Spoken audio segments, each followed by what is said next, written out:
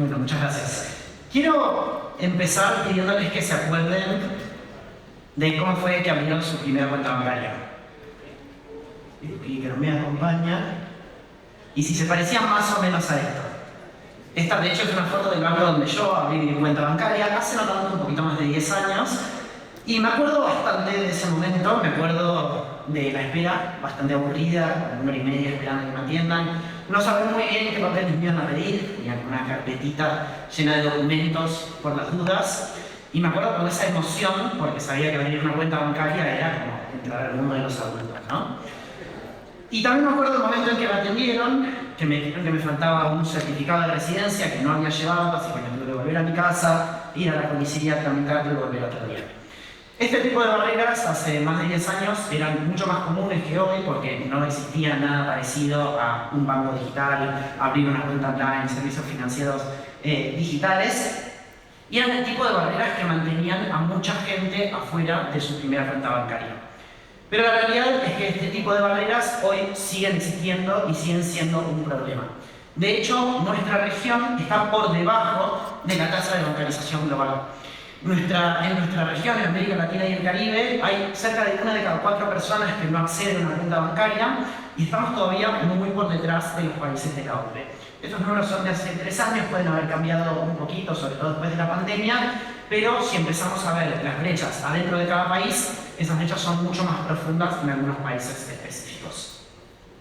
Mi nombre es Manuel Aguilera, trabajo en el Centro de las Infraestructuras Públicas Digitales y trabajamos con cerca de 40 países en todo el mundo tratando de resolver justamente este tipo de brechas, este tipo de problemas estructurales. Somos una organización sin fines de lucro y le damos asesoría pro bono a los países y somos neutrales con el tipo de tecnología, trabajamos con distintos gobiernos que trabajan con distintos tipos de soluciones tecnológicas.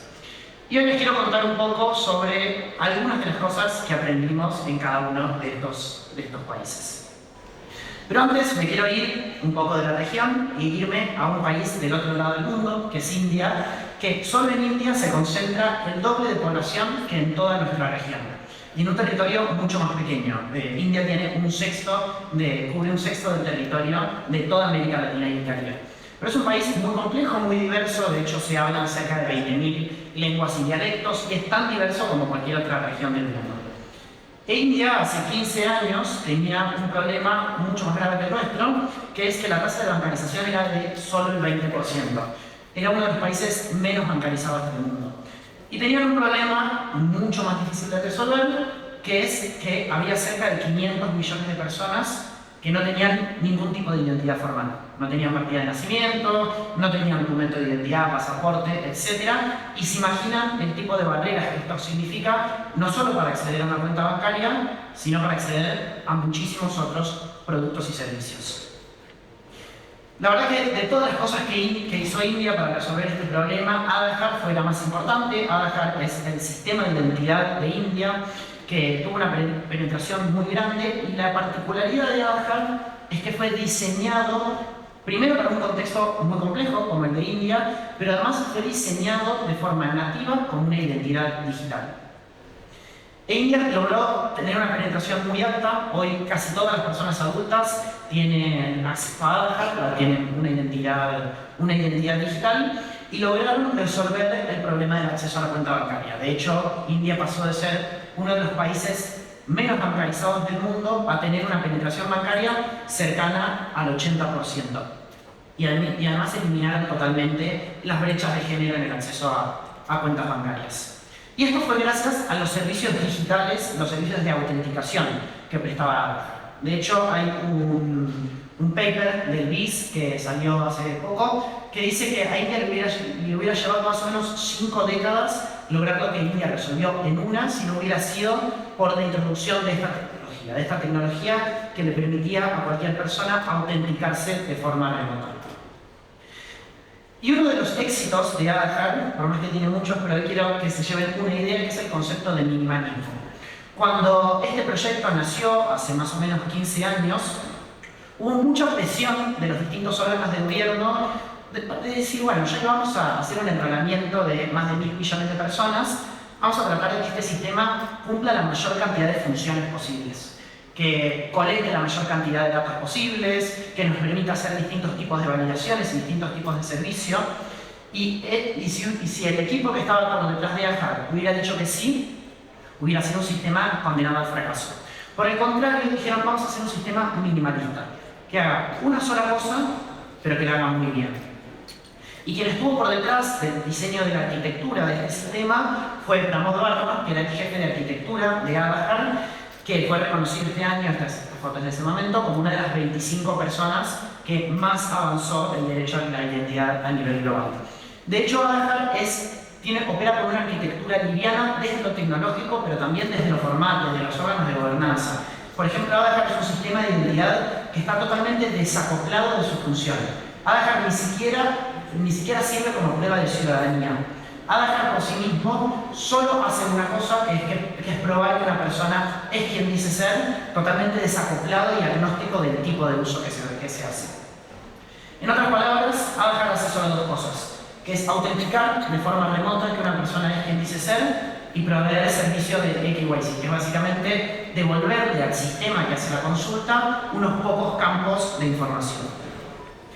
Esto le permitió hacer un sistema de enrolamiento, un sistema de onboarding muy descentralizado, muy sencillo, con equipamientos muy baratos que le permitían correr en prácticamente cualquier computadora. De hecho, Aadhaar tenía 400.000 personas en prácticamente todas las aldeas haciendo el enrolamiento de nuevas personas a Aadhaar.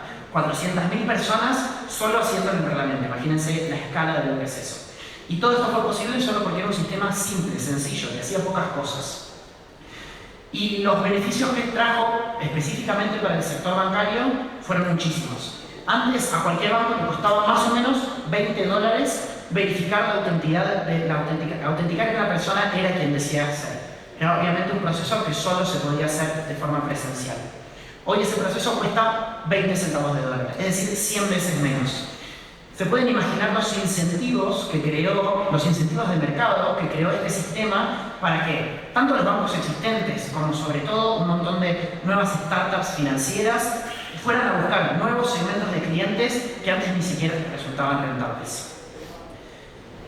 Al gobierno indio le costó 1.600 millones de dólares montar Aadhaar y hoy le cuesta más o menos 300 millones de dólares por año operar este sistema. Pero este sistema tuvo tantos beneficios que permitió, por ejemplo, reducir mucho los costos de transferencia de los gobiernos a las personas y de duplicar su base de datos, lo que le genera al gobierno un ahorro de 1.200 millones de dólares solo en transferencias de política social. Es un sistema que prácticamente se pagó solo. Pero hablar de la historia de India en realidad no es hablar solo de su sistema de identidad digital. La pregunta que se hicieron Pramod y el resto de los equipos que diseñaron el stack indio era ¿cuáles eran esos puentes que tenían que construir para que cualquier persona que viviera en India pudiera transitar el camino hacia entrar hacia una economía digital? ¿Cuáles eran esos artefactos que tenían que construir, esos sistemas minimalistas, esos mismos bloques de Lego que permitían que habilitaran las funciones básicas para que cualquier persona pudiera habitar la vida en la economía digital? Los sistemas de identidad fueron los primeros. Obviamente, como ciudadanos, necesitamos probar que somos quienes decimos ser para poder hacer trámites de forma online. Pero también necesitamos poder compartir nuestros datos de forma segura, instantánea, a bajo costo y sin fricciones. Necesitamos poder dar consentimiento y hacer firmas digitales para poder hacer trámites online. Necesitamos poder encontrar y vincular ese conjunto de sistemas y servicios digitales sobre los que operamos. Y por último necesitamos tanto hacer pagos como recibir pagos, sea tanto con el gobierno, con el sector privado, con otras personas, etc. Entonces India se enfocó en construir estos 5 pilares fundacionales y a esto lo llamaron infraestructura pública digital. Y estos sistemas son como pequeños bloques de Lego que hacen una sola cosa, pero que la hacen muy bien y que son combinables. Todos estos sistemas fueron construidos con APIs abiertas y con protocolos abiertos. Es decir, cualquiera puede apalancarse en estos sistemas para combinar estos bloques y construir nuevos productos y nuevos servicios. Porque los bloques de infraestructura digital, por definición, operan de forma descentralizada, pero necesitan trabajar en conjunto para lograr una verdadera inclusión y transformación. Pero no quiero hablarles de India, quiero contarles que de estos aprendizajes podemos implementar, no en 15 años, sino en 15 semanas en nuestra región, para resolver problemas muy distintos, pero que quizás haya algunas pistas de estas soluciones que nos puedan ayudar. Y ahora quiero volver a hacer un zoom out, alejarme un poco de India y contarles algunas de las cosas que aprendimos ya no solo en India, sino en el conjunto de países con los que trabajamos. Lo primero es que la historia de las infraestructuras públicas digitales no es una historia india. Es una historia india, historia de Brasil, es una historia de Singapur, es una historia de muchos países que están utilizando la tecnología para acelerar sus procesos de desarrollo de una economía digital y hacerlo de forma más inclusiva. Y lo que también aprendimos es que hay momentum alrededor de implementar este tipo de bloques de infraestructura. De hecho, por algo trabajamos con 40 países, porque los países nos buscan para acelerar y escalar el desarrollo de estas soluciones. Lo segundo es que los países no están solos. Sabemos que hay un ecosistema de actores, como muchas de las personas que están hoy en esta sala, que están listos para acompañar y acelerar estos procesos con los gobiernos. Organismos multilaterales de crédito, empresas del sector privado, centros académicos especializados, como el que trabajo yo. Hay un conjunto de actores que acompañan a los gobiernos a implementar estas soluciones. Y lo tercero que encontramos es que no importa cuál sea el país, no importa qué tan grande, qué tan pequeño, qué tan desarrollado o no, hay algunos problemas que aparecen siempre. Y contraintuitivamente, el recurso más escaso que tienen los gobiernos, en general, no es el dinero ni la capacidad técnica. El recurso más escaso es el tiempo. Mientras que los problemas que tenemos en nuestras sociedades son problemas urgentes, los gobiernos tienen necesidades urgentes, y los ciclos electorales también nos imponen necesidades urgentes y soluciones rápidas, tenemos una arquitectura institucional, tanto hacia el interior de los países como a nivel internacional, que está diseñada para ser lenta, que está concebida en función de procesos analíticos largos, lentos, demorados, que contrastan con la urgencia de estas problemáticas. La realidad es que quienes hemos estado en algunas de estas reuniones donde se toman decisiones sobre soluciones tecnológicas, sabemos que en la vida real la toma de decisiones no se parece para nada a este ciclo de políticas públicas que nos enseñan en las maestrías de administración pública. Por el contrario, les quiero proponer que pensemos los procesos de toma de decisiones por un segundo como una especie de caos guisado, como un proceso en el que confluyen problemas, soluciones, grupos de interés, distintos actores, y que los procesos de toma de decisión no siempre son tan ordenados como dicen los libros. De hecho, hay unos autores que nos proponen pensar los modelos de toma de decisiones como lo que ellos llaman el modelo de la lata de basura. ¿Qué es el modelo de la lata de basura? Bueno, es pensar los momentos en los que se toman decisiones, esas reuniones, como una especie de lata de basura en la que entran de forma caótica problemas, soluciones, grupos de interés, tensiones, hasta las emociones del momento que se revuelven de una forma a veces un poco azarosa y de donde salen soluciones. Las mejores soluciones, no siempre, las soluciones racionalmente, analíticamente, que son las mejores soluciones posibles, a veces sí y a veces no, pero son soluciones al fin que nos permiten avanzar. Entonces, entendiendo que los procesos de toma de decisión a veces son un poquito caóticos y un poquito desorganizados, lo que nos propusimos es pensar cómo le podemos acercar a los gobiernos las mejores soluciones posibles para que implementen no solo soluciones robustas, sino soluciones rápidas.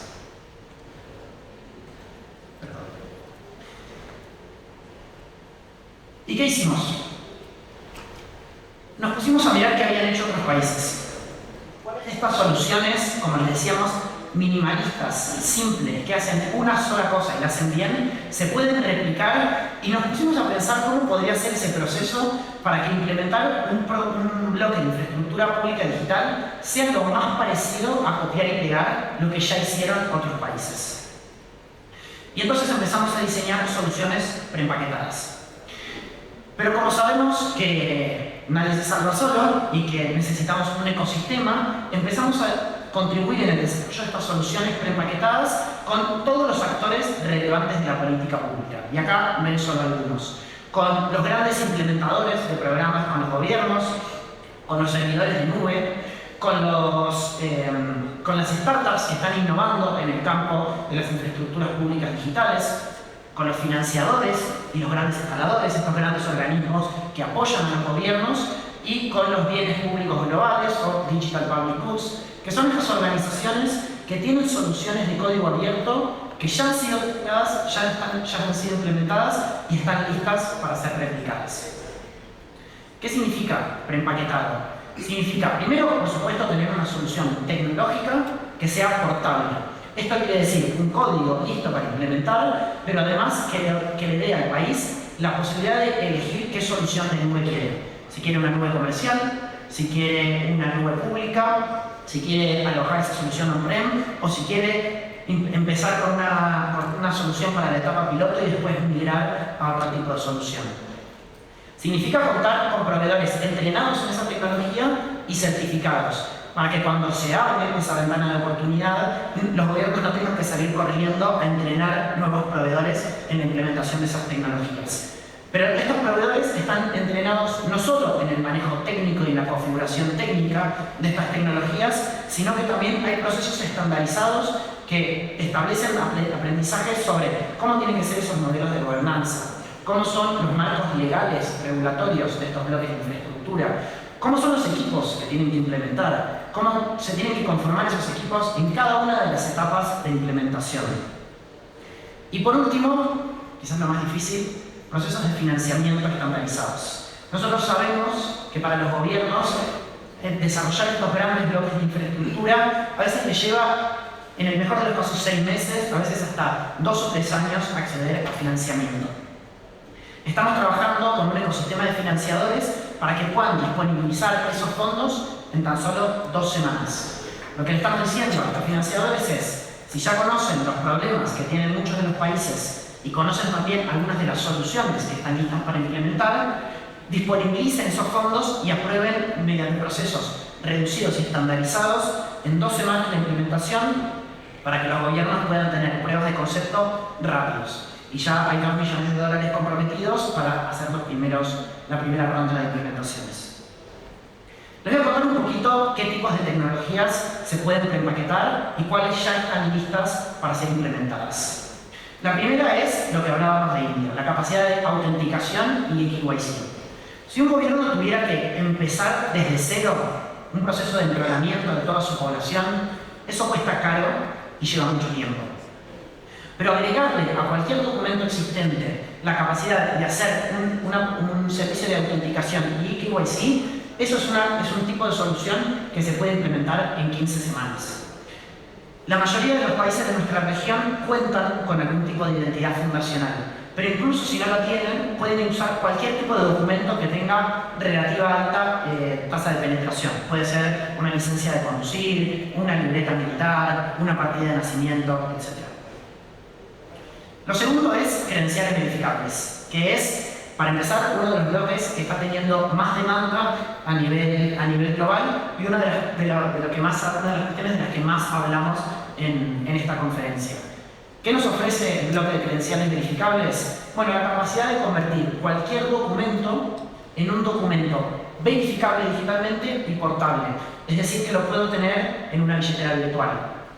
Entonces yo puedo tener mi licencia de conducir, mi documento en una billetera virtual y mostrarla o compartirla en cualquier contexto. Pero lo más interesante de esta tecnología no es la capacidad de mostrar solo un documento de identidad. Es que una vez que se construye esta tecnología y se construye de forma abierta, con APIs abiertas y protocolos abiertos, cualquier documento en papel se puede convertir en una credencial verificable. Puede ser un título universitario, puede ser un carnet de vacunación, puede ser una receta médica, o cualquier otro tipo de documento en papel se puede convertir en una credencial verificable.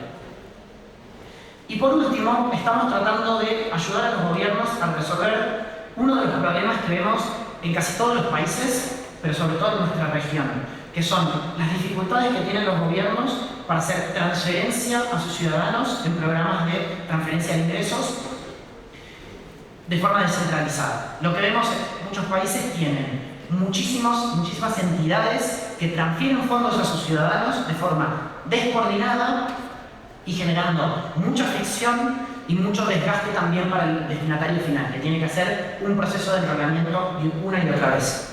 Un ID Mapper es un registro reutilizable que permite vincular cada persona con una cuenta financiera, que puede ser una cuenta bancaria o una cuenta no bancaria, y le da al destinatario final la posibilidad de migrar de un banco a otro o a una billetera virtual no bancaria. Y este registro lo puede alojar cualquier institución y reutilizarlo en cada una de las otras instituciones que hagan transferencias de ingresos. Hoy tenemos estos 3 bloques listos para implementar, y cualquiera de estos se puede implementar en muy poco tiempo. En 15 semanas podemos tener una solución en un entorno de producción con usuarios reales y para hacer pruebas de concepto. Y de esta misma manera esperamos ampliar en los próximos meses la cantidad de bloques con los que trabajan los gobiernos. Y esto no es una oferta de CDPI, sino que los gobiernos los pueden implementar de forma autogestionada porque son todas soluciones open source y con procesos estandarizados y autogestivos. Y como les contaba, estos bloques, de nuevo, son bloques reutilizables. Se pueden combinar, ahora sí, para resolver los problemas específicos de cada país. Por ejemplo, para construir billeteras específicas para documentos rurales, como estamos haciendo con Brasil, para llegar a 7 millones de poseedores de tierras rurales. Para acceso a subsidios en situaciones post-desastre, como estamos haciendo con Malawi, para mejorar y eficientizar los procesos de transferencia de ingresos después de cada vez que hay ciclones. Y por último, la verificación y la automatización de verificación de credenciales para el primer empleo, como estamos haciendo con Trinidad y Tobago. Pero lo divertido de estos bloques es abrirlos para que tanto otras áreas de gobierno como el mismo sector privado pueda innovar y combinarlos de distintas maneras para construir nuevos servicios y nuevos productos digitales. Las soluciones prepaquetadas nos permiten reducir y mitigar los riesgos de ciberseguridad, porque utilizamos soluciones que ya han sido testeadas y validadas en otros contextos y siempre adheridas a estándares internacionales. Podemos mitigar los errores más comunes en el diseño de la arquitectura de estas soluciones, porque acarreamos con 15 años de experiencia de implementación en cerca de 40 países a nivel global. Y por último, mitigamos también la dependencia de los proveedores, no solo por el carácter de código abierto de estas soluciones, sino por su carácter minimalista.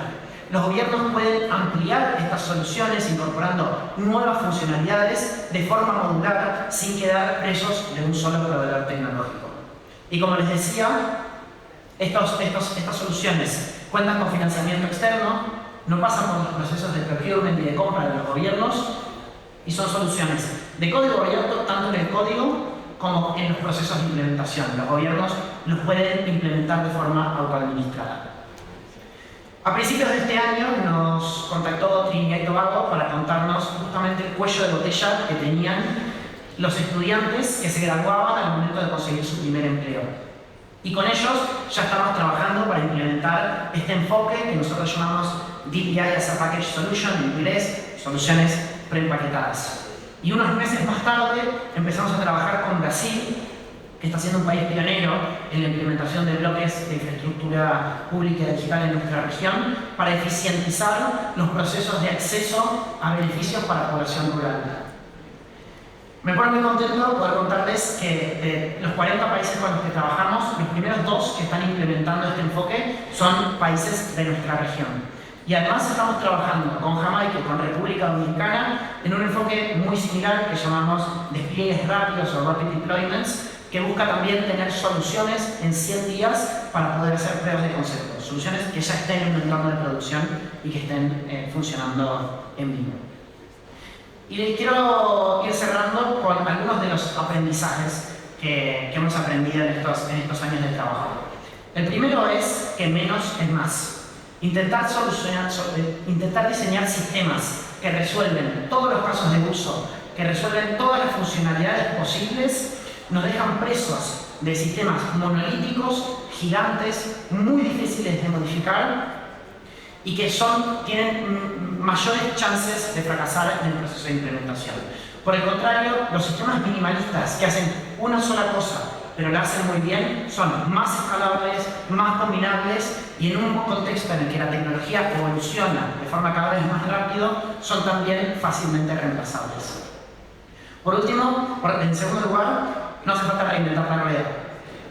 Cada uno de nuestros países es muy distinto en sus problemáticas, en sus marcos de gobernanza, en los desafíos que enfrenta y en el estado de madurez de nuestro propio stack tecnológico. Pero es muy probable que haya algún país en el mundo que haya pasado algún proceso similar. Después, ¿cómo implementamos esa tecnología? Obviamente va a resolver casos de uso distintos, va a tener especificidades propias de cada uno de los contextos, pero hay soluciones que nos pueden ayudar a implementar de forma más rápida, más eficaz y de forma más escalable. Y por último, descubrimos que atrás de cada proceso de implementación siempre había un equipo, casi siempre pequeño, muy capaz, pero sobre todo muy motivado empujando los procesos. Y como les decía antes, las ventanas de oportunidades políticas son muy difíciles de anticipar. Entonces nosotros trabajamos con muchos de estos equipos para que estén listos para implementar en el momento en que un presidente, un ministro o alguna crisis social pone como un faro que apunta hacia un lugar, pone los ojos sobre un determinado tema y genera oportunidades para que esta solución se imponga en esa reunión de las que hablábamos y sea factible de implementar. Porque no sabemos cuándo se van a abrir esas ventanas de oportunidad, pero tenemos que estar listos para implementarla. Ahora sí, para cerrar, les propuse hoy que pensaran en la infraestructura pública digital como bloquecitos de Lego, que se pueden combinar para jugar de distintas maneras. Pero quiero ahora traerles otra imagen, que es pensar la infraestructura pública digital como la infraestructura fundacional de una ciudad. Esta es una imagen de Dave Gibbs, un investigador de UCL, que está liderando parte de las investigaciones en este campo, y él nos dice que de la misma manera que cómo construimos las bases fundacionales de una ciudad va a determinar cómo esa ciudad se vea en los próximos 15, 20, 50 años, si esa ciudad va a ser una ciudad inclusiva, si va a ser una ciudad resiliente, preparada para atravesar las transformaciones que vienen, o por el contrario va a ser una ciudad atrapada en los problemas del pasado. La forma en la que construimos estos bloques de infraestructura pública digital van a determinar cómo se ve esa economía digital del futuro. Ya no solo los servicios públicos que ofrecen los gobiernos, sino la economía digital en su conjunto. Y si bien venimos de una región que se caracteriza por su creatividad, su resiliencia y su capacidad de innovación, sabemos también que esa innovación no siempre queda en casa. Y también tenemos un desafío particular, que es que América Latina y el Caribe es hoy la región más desigual del planeta. Entonces tenemos que construir los bloques de infraestructura digital que nos permitan atravesar esos desafíos para construir una economía digital distinta. Porque sabemos que una economía digital es inevitable, pero una que sea inclusiva e innovadora no lo es. Muchas gracias.